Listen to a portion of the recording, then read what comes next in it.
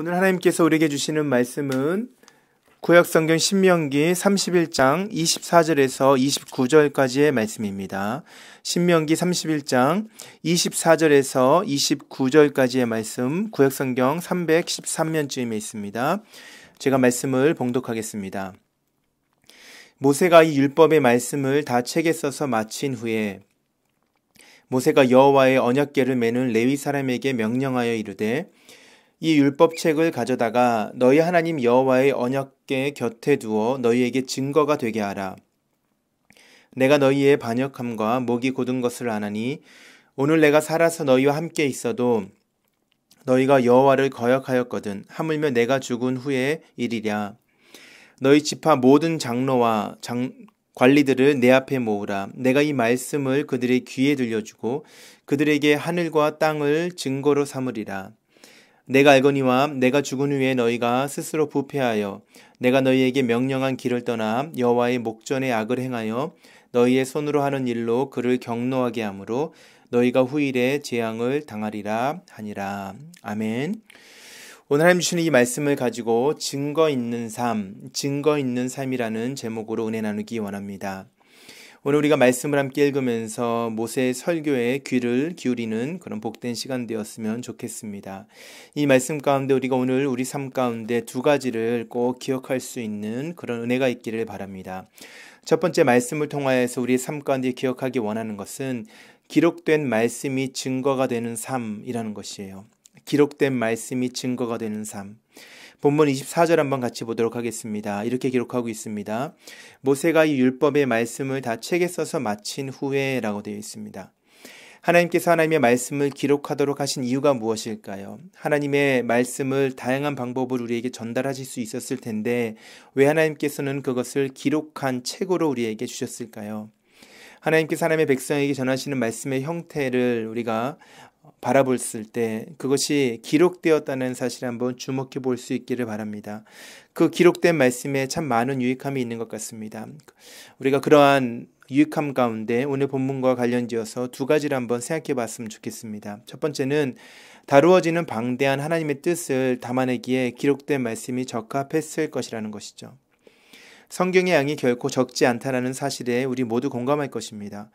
그 방대한 책이 우리에게 전하는 심오한 하나님의 뜻을 어찌 다 사람의 말로 담아낼 수 있겠습니까? 한 사람에서 다른 한 사람으로 그 방대한 하나님 나라의 비밀을 전하려 했다면 아마 평생의 시간을 다 들여도 그것을 다 전하지 못하였을 것입니다. 말씀으로 역사하시는 하나님께서 그 말씀을 글로 기록하여 간직하게 하셨다는 것은 우리가 누리는 은혜 가운데 어쩌면 가장 큰 은혜가 아닌가 생각해 봅니다. 이스라엘 백성에게 계시는 하나님의 뜻을 그 뜻이 기록되었기 때문에 그들은 그 방대한 하나님의 말씀을 기억하여 그들의 삶 가운데 적용할 수 있었다라고 생각해 볼 수 있을 것입니다. 두 번째로 하나님의 말씀이 기록된 이유는 아마도 그 말씀이 보존되어서 그 말씀을 보존하여서 후손에게 전달하기 적합했기 때문일 것입니다. 하나님은 한 세대가 아니라 대대손손 하나님의 말씀을 기억하여 지키도록 하셨습니다. 성경의 저자들이 경험했던 하나님을 기록하지 않고 끊임없이 이야기로 전달해 왔다라면 그 기록이 얼마나 부정확하고 그 입에서 입으로 전해지는 이야기가 얼마나 불확실했겠습니까? 우리가 전해 들어온 구전 동화들을 생각해 보면 쉽게 이해가 될 것입니다. 어느 순간 그것이 글로 기록되지 않았다면 지역마다 그 주제는 비슷해도 서로 상이하게 다른 부분들이 존재하기 마련일 것입니다. 하나님의 말씀이 입에서 입으로 전해졌다면 후손들에게 정확무어한 하나님의 말씀을 가르쳐서 지켜 행하게 하는 것은 아마 거의 불가능했을 것입니다. 그 당시와 다른 언어를 쓰는 우리에게까지 하나님의 뜻이, 하나님의 마음이 전달되기까지 얼마나 또 큰 어려움이 있었겠습니까? 우리가 이렇게만 생각해 보아도 하나님의 기록된 말씀은 하나님의 참된 지혜가 아니었는가라고 고백하지 않을 수 없을 것입니다. 그 기록된 하나님의 말씀이 있었기 때문에 이스라엘 백성은 그들의 후손들에게 하나님의 말씀을 교육하여 전할 수 있었다라는 것입니다. 25절과 26절에서 이렇게 기록하고 있습니다. 모세가 여호와의 언약궤를 매는 레위 사람에게 명령하여 이르되 이 율법책을 가져다가 너희 하나님 여호와의 언약궤 곁에 두어 너희에게 증거가 되게 하라. 하나님께서 말씀을 기록하게 하셨어요. 그리고 후손에게 그 말씀을 전할 수 있도록 하셨습니다. 그리고 나아가서 그 말씀을 여호와의 언약궤 옆에 두라고 말씀하셨습니다. 왜 기록된 말씀을 언약궤 옆에 두게 하셨을까요? 언약궤에는 만나 항아리, 또 십계명, 그리고 아론의 쌍난 지팡이가 담겨 있었죠. 이것은 하나님의 임재를 상징하는 것으로서 이스라엘 백성에게는 어쩌면 가장 중요한 영적인 요소가 되었을 것입니다. 언약궤가 언제나 그들의 삶의 중심에 있었어야 했으며 그 언약궤를 다루는 삶의 모습, 그 삶의 자리가 하나님 앞에서 그들의 영적인 상태를 직접적으로 드러내는 기준이 되기도 하였다라는 사실을 우리가 성경을 통해서 확인할 수가 있습니다. 그러나 언약궤와 기록된 하나님의 말씀을 함께 두라는 모세의 명령은 기록된 하나님의 말씀에 신적인 권위를 부여하는 그러한 행위였다라고 생각해 볼 수 있습니다. 모세가 쓴 글이지만 그것이 사람의 글이 아니라 하나님의 말씀이라는 사실을 그 백성에게 가르치고 있는 것입니다. 성경은 하나님의 감동으로 된 것으로 교훈과 책망과 바르게 함과 의로 교육하기에 유익하다라는 디모데서의 말씀, 그 말씀의 원리가 모세를 통해 기록된 율법에서도 그대로 적용되고 있다는 사실에 우리가 주목해 봐야 될 것입니다. 그 말씀이 하나님을 믿는 모든 사람의 삶에서 언약궤가 그러했던 것처럼 기준이 되어야 한다는 것입니다. 그 말씀을 다루는 삶의 모습이 우리의 영적인 상태를 그대로 드러내고 있다는 사실을 우리가 발견할 수 있어야 한다는 것입니다. 그렇다면 과연 언약궤 옆에 두어서 하나님의 말씀과 동일한 권위를 갖게 했던 그 기록된 율법이 어떠한 것이었을까요? 그 말씀을 통하여서 너희의 증거가 되게 하라고 말씀하셨는데 무엇에 대한 증거가 되기를 원하신 것일까요? 기록된 하나님의 말씀이 무엇에 관한 증거가 되었는가에 대한 부분을 우리가 한번 생각해 볼 수 있기를 바랍니다. 모세는 자신의 죽음을 앞두고 약속의 땅 가나안으로 들어가는 이스라엘 백성의 영적인 타락을 염려하고 있었습니다. 지난 40년의 시간 동안 광야에서 보아온 그들의 모습이 모세의 눈에는 영 불안하지 않을 수 없었던 것입니다. 그런 마음으로 하나님이 주시는 명령을 토해내고 있는 것이에요. 무엇에 관한 증거였을까요? 출애굽에서 가나안 땅 입성까지 하나님이 어떻게 이스라엘 백성에게 신실하셨고 그런 가운데 이스라엘 백성은 어떻게 불순종하였는가? 불순종에 대한 결과는 무엇이었으며 순종에 대한 축복은 무엇이었는지를 그대로 증거하는 거라는 것을 우리가 생각할 수 있으면 좋겠습니다. 이스라엘 백성의 불순종에도 사랑으로 인도하시는 하나님에 대한 증거일 것입니다. 언약 백성의 책임과 의무 그리고 무엇보다 하나님의 사랑을 증거하는 것일 것입니다. 기록된 성경을 대할 때마다 우리는 하나님의 이러한 신실한 사랑을 기억할 수 있어야 됩니다. 그것이 기록된 하나님의 말씀이 증거하는 것이에요. 그것을 증거로 삼아 다시 하나님 앞으로 언제나 돌아와야 된다는 것입니다.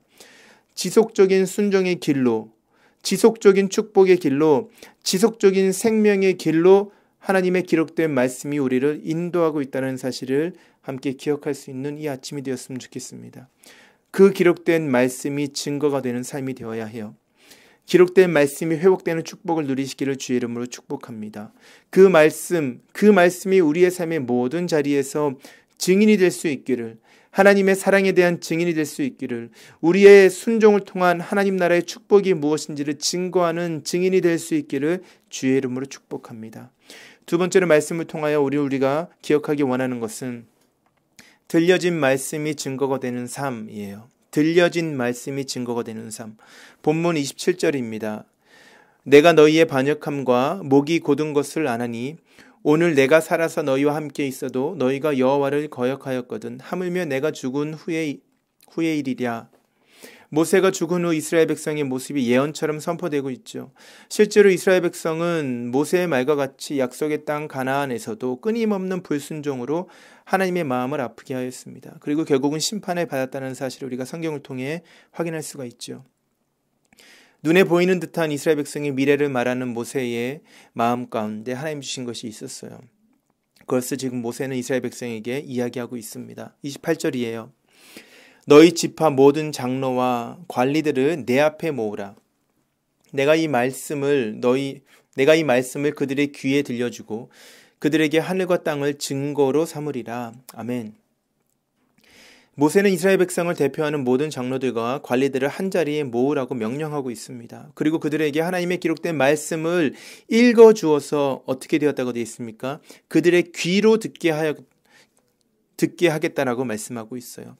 말씀을 읽어주어 그들의 귀로 듣게 하겠다.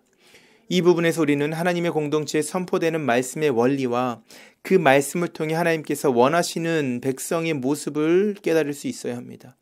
기록된 하나님의 말씀을 변함없이 그 백성을 교훈하고 책망하고 바르게 하고 의로 교육하여서 하나님의 구원을 깨닫게 하는 매우 중요한 도구로 우리가 사용하여야 합니다. 그러나 동시에 그 기록된 말씀을 하나님께서는 또한 그 백성의 귓가에 들려지게 하셨다는 사실을 주목할 필요가 있어요.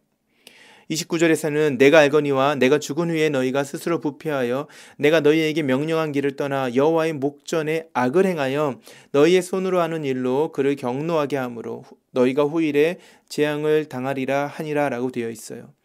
모세의 이러한 선포는 마치 이스라엘 백성의 운명을 미리 결정하는 것처럼 들려옵니다. 그러나 본문은 이스라엘 백성의 미래를 결정하는 메시지가 아닙니다. 모세는 이 선포를 통하여 이스라엘 백성이 하나님을 떠나 불순종하였을 때의 모습을 분명하게 눈앞에 보이는 일처럼 전하고 있는 것이에요. 그들의 미래가 그들의 불순종이냐 아니면 그들의 순종이냐에 따라 달라질 수 있다는 것을 분명하게 이야기하고 있다는 것입니다.